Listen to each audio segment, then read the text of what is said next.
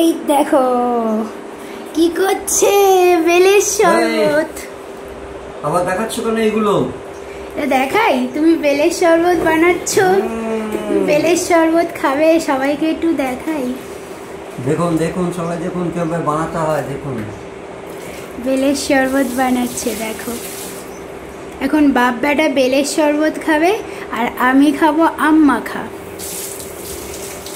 চলো আমার আম মাখাটাও দেখিয়ে দিই। এখানে বেলের শরবত দেখে নিলে, ওরা বেলের শরবতটা বানাতে থাকুক, ততক্ষণ আমি আম মাখাটাও দেখিয়ে দিই। চলো, আমি এই আমগুলো মাখা করব, দুটো করব না, কারণ এটা খাওয়ার একমাত্র ক্যান্ডিডেট আমি। আম মাখাটা চাটনি করলে সবাই খাবে, যেহেতু মাখা করব তো সেই জন্য আমি একাই খাবো, তাই আমি এই বড় আমটা করব না, এই ছোট আমটাই করব। সব যন্ত্রপাতি নিয়ে দেখো বসে গেছি। বরমশাই এখানে বেলের শরবত করছে আর আমি এখানে এই দেখো আমটাকে খোসাটা ছাড়িয়ে নিচ্ছি।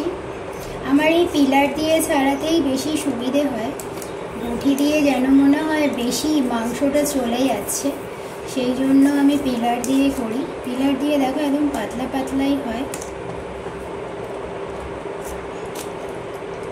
কে কে এটা খেতে ভালোবাসো, এই আম মাখাটা? আমার তো খুব ভালো লাগে কাসুন্দি দিয়ে আম মাখাটা খেতে। এবার এটাকে একটু ঘষে নেব।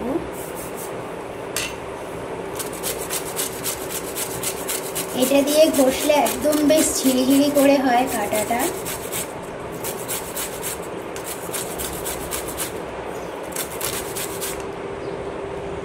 এই দেখো একদম এরকম ঝিরিঝিরি করে এটা দিয়ে বেশ করলে পরে ঘষে নিলে ঝিরিঝিরি করে হয় কাঁটাটা। তো এইভাবে পুরোটা ঘষে নিয়ে এটা রেডি করে নেব। দেখো আমটায় আটি ছিল, তো ঘষে নিয়ে আটিটাকে বের করে নিয়ে তারপরে এই আটিটা ফেলে দেবো। দেখো এটা আমি পুড়িয়ে নিলাম, এটুকু হয়েছে, এটাই অনেকটা, কারণ এটা খাওয়ার ক্যান্ডিডেট শুধু আমি একা। এবার দেখো এর মধ্যে কাসুন্দি দিলাম একটুখানি, খুব বেশি দেবো না, বেশি ঝাঁজ লাগবে। এই লঙ্কাটাকে এইভাবে টিপে মাখলে বেশি ভালো হয়, তো টিপে মাখলে হাতটা যা জ্বলবে। একটাই দেবো লঙ্কা, বেশি দেবো না। দেখো একটু ধনে পাতাও দিয়ে দিয়েছি কুচিয়ে। এবারে একটুখানি বিট নুন দেবো, খুব কম দিলাম, লাগলে দেখবো তখন দেবো। এবার দেখো একটু চিনি দিয়ে দেবো। এবারে এটাকে একটু ভালো করে মেখে নিলেই ব্যাস এটা রেডি। কার কার ভালো লাগে বলো কমেন্ট করে এরকমভাবে আম মাখা খেতে। আমার তো খুব ভালো লাগে, টক টক ঝাল ঝাল মিষ্টি মিষ্টি নুন নুন, দারুণ লাগে খেতে। আর এইটা খাওয়ার ক্যান্ডিডেট আমাদের বাড়িতে আমি একাই, ওই জন্য আমি এখন এটা খাবো। বেলের শরবত ওরা এখন খাবে, আমি পরে খাবো। তো এটা একদম রেডি। কেমন লাগলো সবাই কমেন্ট করে জানিও। কে কে খাও এটা ভালোবাসো, কে কে খেতে সেটাও কমেন্ট। আর এই যে ঝোলটা খেতে তো দারুণ লাগে। দেখো বরমশাইয়ের বেলের শরবতটা করার হয়ে গেছে, আমার এদিকে আম মাখাটাও করা হয়ে গেছে। এবার বেলের শরবতটা ছাঁকবো, ওরা ছাঁকতে পারবে না, তাই গ্লাসে দেখো ওদিকে গ্লাস রেডি।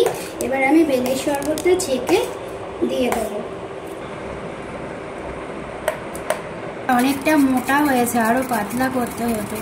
আর অনেকে এটা দুধ দিয়ে করে, আমরা দুধ দিয়ে করি না, কারণ আমার ছেলের দুধটা সহ্য হয় না, সেই জন্য আমি জল দিয়েই করি।